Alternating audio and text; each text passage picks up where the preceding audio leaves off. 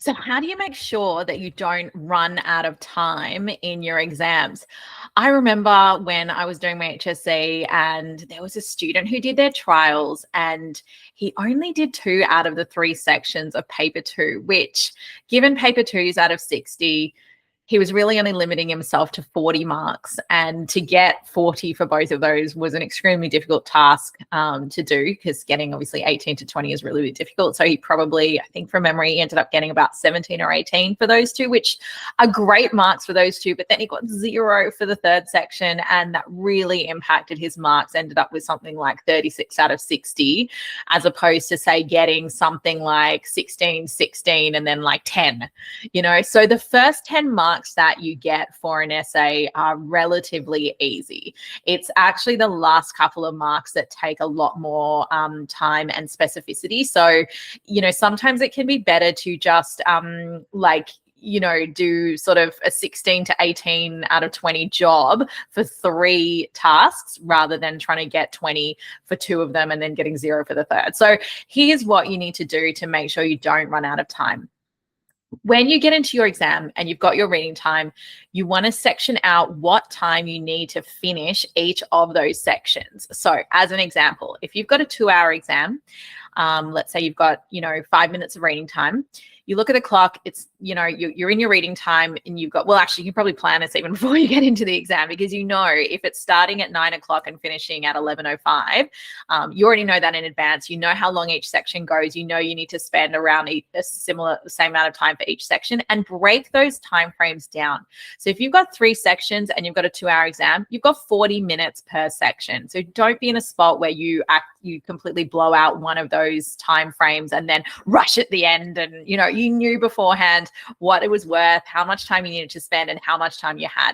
Okay, so what you need to do is when you get into the exam, if it helps you and you haven't, it helps you to have it in front of you, as soon as you pick up your pen, you might be in a spot where you go, okay, so if we know that the exam starts at 9, you've got until 9:05. And again, think about this in the reading time or even before you go in. Write down the time frames you need to finish each section. Okay, so if you're starting to write at 9:05, you need to finish section A, or the first section of that paper, by 9:45.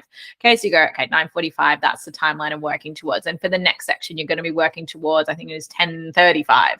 And then you go to whatever the final amount of time is, right? So you've got those time frames organized beforehand so that you're working towards those time frames. Have you ever noticed that when you come to the end of the exam, you kind of, the last 10, 15 minutes, like you're really like you're getting a lot more writing out than you would at the beginning or in the middle?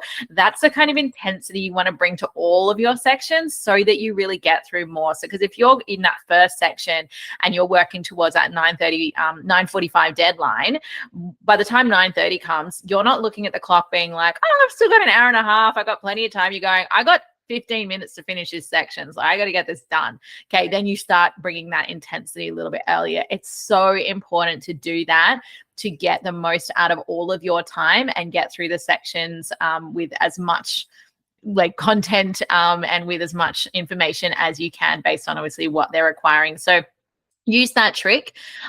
Do it before you get into the exam. Don't do it for the first time. Obviously, when you get into the exam, you've got to practice doing these papers. Now you may have done trials, you may not have, or this could be for other years as well, but make sure you always practice that paper, do sections before you get into the exam, so that the exam isn't the first time you're figuring out how to actually do the questions in a certain time frame, because being able to do questions and being able to do them under exam conditions to a particular time frame are completely different things. So make sure that you, practice doing it in those timeframes before you get in, and use the trick of having those sort of broken down deadlines inside of the exam to help you get through as much of it as possible.